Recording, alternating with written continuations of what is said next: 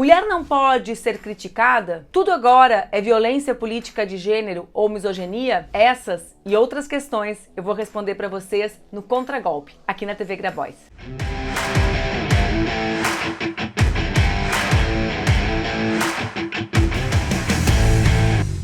Nas últimas semanas, as redes sociais e alguns jornais foram tomados por um tema: a misoginia ou a violência política de gênero. Dois casos despertaram mais atenção. O caso que envolve o candidato à presidência da República, Ciro Gomes, contra a ex-presidenta Dilma Rousseff. O caso envolvendo Tabata Amaral e o ator José de Abreu. Nas duas situações, quando eu me manifestei, diversas críticas recebi na internet. Hoje eu recolhi algumas delas para conversar com vocês sobre violência política de gênero e misoginia. Há muito tempo eu tenho dito que as eleições de 2014 e o golpe parlamentar de 2016 abriram caminho para toda sorte de violência política contra as mulheres. A naturalização da violência contra Dilma Rousseff, o serviço de setores expressivos da imprensa nacional utilizando de estereótipos machistas e misóginos para se referir à então presidenta, a violência praticada por seus adversários, os cartazes empunhados nas manifestações que defendiam o impeachment, tudo isso construiu uma narrativa que legitimou um golpe que foi evidentemente antinacional, antipopular e antidemocrático.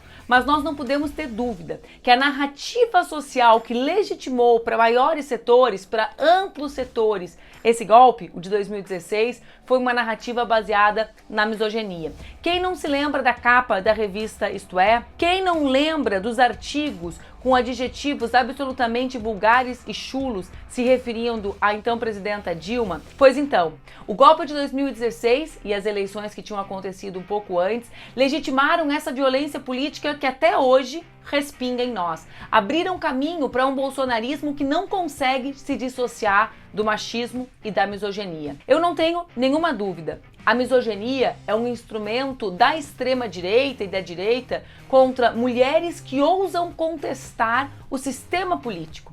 E é justamente por isso que nós precisamos atentar e sermos vigilantes quando a violência política de gênero passa a ser um instrumento de operação política de setores que não estão localizados na extrema-direita. Vejam bem, eu acredito que a extrema-direita, esse bolsonarismo que não se dissocia do machismo e da misoginia, precisa da misoginia para operar sua política, porque sabe que essa política é sustentada por valores que são relacionados também ao ódio às mulheres. E também sabe e reconhece que outra política só será construída quando nós, mulheres, estivermos inseridas radicalmente nela, porque somos as mais exploradas econômica e socialmente. É por isso que nós devemos ser vigilantes quando vemos alguém de outro campo político que não a extrema-direita operar a política com base na misoginia e no ódio às mulheres.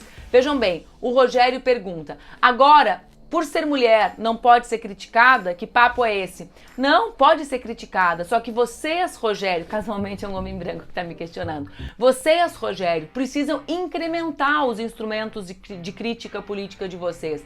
É necessário não olhar para nós a partir do nosso corpo, das nossas características, nos hostilizando a partir de estereótipos comportamentais criados para operar a misoginia. Existe um estudo de uma professora da Universidade Federal do Mato Grosso, para aí que eu vou buscar, artigo do livro.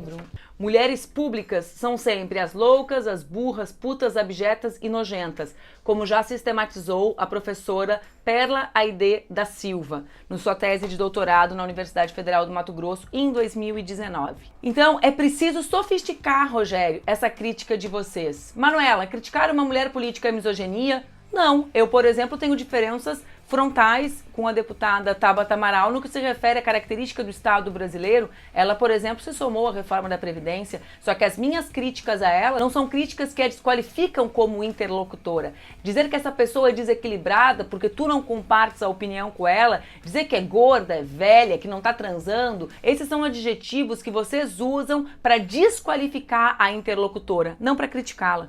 Muito mimimi e vitimização. Muito mimimi, diz a Fabiana, que deve ter uma vida repleta de violência, né? O doutor Eliseu diz: a Tabata votou contra os trabalhadores. E simples assim. Cansei de defender algumas mulheres por conta do gênero. Deixa eu te explicar. Critica essa mulher independente da sua condição de mulher. Consegue? Faz o exercício. A Tabata votou contra os trabalhadores. Ponto. Não precisa ter uma vírgula. Essa menininha mimada, essa menininha, ela não precisa ser a namorada do fulano, entendeu? Eu consigo fazer isso, tu consegue? Tá dado o desafio. O Basílio diz assim: te preocupa com as mulheres verdadeiramente vulneráveis? Sim, Basílio, eu quero poder me preocupar só com elas. Só que eu quero que o meu corpo não seja violentado. E eu defendo que o corpo de nenhuma mulher seja vítima da violência política de gênero, para que elas possam ser enfrentadas de frente como eu as enfrento. Tu consegue fazer isso? Nós precisamos entender. Para derrotar a extrema-direita, precisamos estar abraçados com os homens e mulheres que sim passam fome nesse Brasil violento de Bolsonaro. Mas nós não podemos reproduzir e repetir os instrumentos, os mecanismos de operação da política da extrema-direita. Estejamos juntos na luta por um outro Brasil. Um Brasil que reinventa a sua política a partir da participação massiva dessas mulheres que recebem salários inferiores aos homens, que recebem ainda mais inferiores quando são mulheres negras, que não conseguem trabalhar porque não tem um Estado que garanta assistência para suas filhas e filhos, sobretudo suas crianças de 0 a 3 anos, um Estado que não garante que essas mulheres possam ser livres. Eu quero construir esse Brasil, mas esse Brasil com um Estado capaz de ser parceiro, nosso parceiro na emancipação feminina, também é um Brasil que não abraçará, que ao contrário, refutará a violência política de gênero. Ah, mas a Tabata! Ah, mas a Marina! Gente, deixa eu falar pra vocês, comigo não. Esse livro eu organizei e foi lançado no 8 de março. Nesse livro, Dilma escreve sobre misoginia, Marina escreve, Tabata escreve. Beijinho no ombro dos invejosos.